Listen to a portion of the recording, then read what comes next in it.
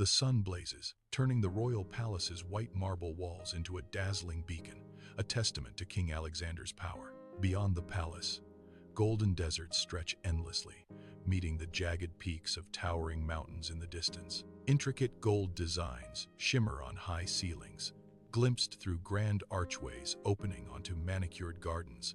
Inside, King Alexander stands, adorned in rich, flowing robes, his gaze distant and imperious. He surveys his vast dominion, the opulence of his surroundings reflecting his immense wealth. Servants move like silent shadows around him, their deference palpable, adding to the regal atmosphere.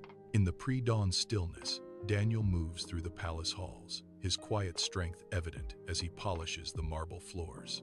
His movements are fluid, almost meditative, reflecting the glow of the freshly shined surface. A brief, ethereal flashback to a younger Daniel, no older than 10, being led away from a parched village. His eyes, wide with a mixture of fear and nascent resilience, follow the merchant leading him away. The palace kitchen roars with a symphony of clanging pots and rattling pans, a chaotic dance of culinary creation. Amidst the swirling steam from massive cauldrons, cooks bark orders, their voices sharp commands in the humid air. Daniel, a picture of serene composure, effortlessly carries heavy sacks of grain, his muscles straining yet unyielding. Despite the immense weight, no sign of fatigue touches Daniel's face. He moves with an almost supernatural grace. Worn-down servants steal curious glances, their faces etched with unspoken questions about Daniel's remarkable calm. The palace kitchen hums with activity, servants moving with practiced efficiency as Daniel meticulously arranges exotic fruits. Anna, exhausted, approaches Daniel, asking, "Daniel, how are you always so calm? You work more than anyone here, yet you never complain."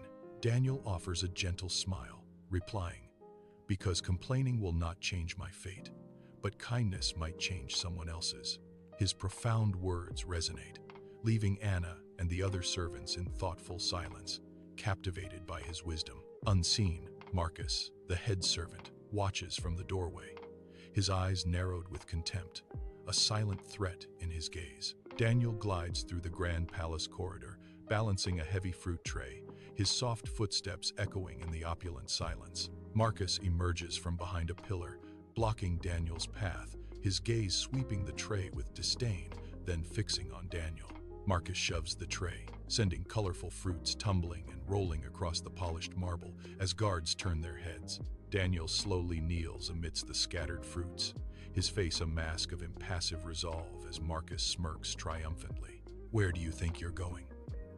Marcus sneers, his voice dripping with condescension. "These fruits are for the king. Do you think someone like you deserves to even touch them?" Marcus taunts cruelly. In the royal dining hall, King Alexander sits at an ornate table, a half-eaten meal before him as shadows dance on stone walls. Marcus approaches the king with an exaggeratedly deep bow, his expression grave, almost theatrical. "Your Majesty." King Alexander, his voice laced with impatience, asks, "What is it, Marcus?" Marcus's voice drops, a hint of drama in his tone. "There is a matter you must know. One of the slaves has shown great carelessness today." King Alexander's brow furrows as he demands, "Who?" Marcus replies, "It is Daniel, Your Majesty." "What did he do?" "He dropped the fruits prepared for your royal meal and wasted them." Such disrespect cannot be ignored. The opulent royal hall gleams under the midday sun, a vast space filled with courtiers and guards standing in rigid attention.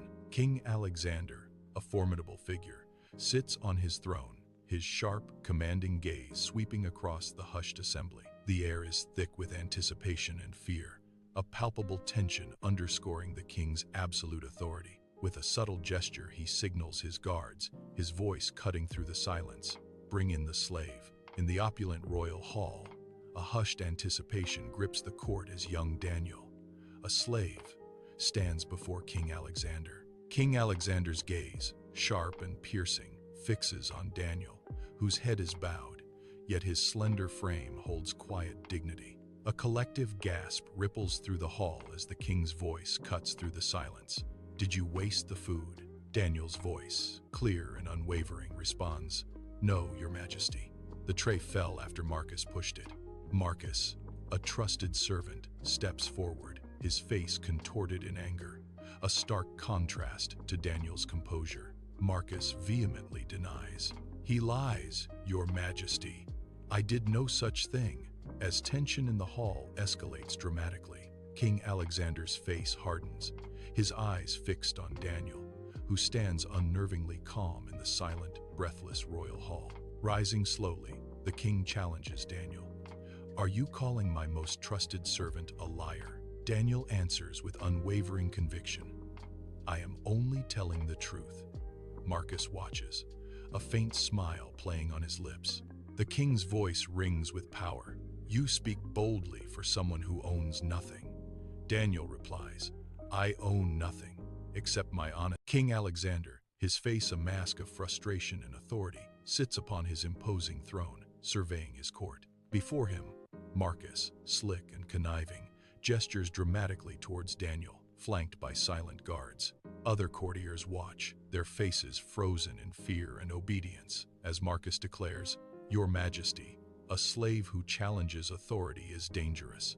Marcus's voice rings out, "He must be punished." Daniel stands tall, meeting the king's gaze with unwavering resolve, a silent, defiant challenge in his eyes. King Alexander, his brow deeply furrowed, delivers a chilling decree. "Throw him in the dungeon tonight." Guards seize Daniel, who offers no resistance, his movements fluid and unburdened.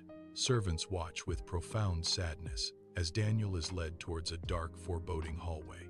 Their eyes follow Daniel, a silent farewell as he disappears into the shadows.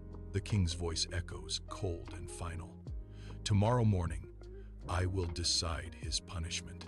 The palace hallway stretches into a dim abyss, its shadows deepening with each step Daniel takes. His silhouette, a stark figure of quiet strength, is slowly swallowed by the encroaching gloom.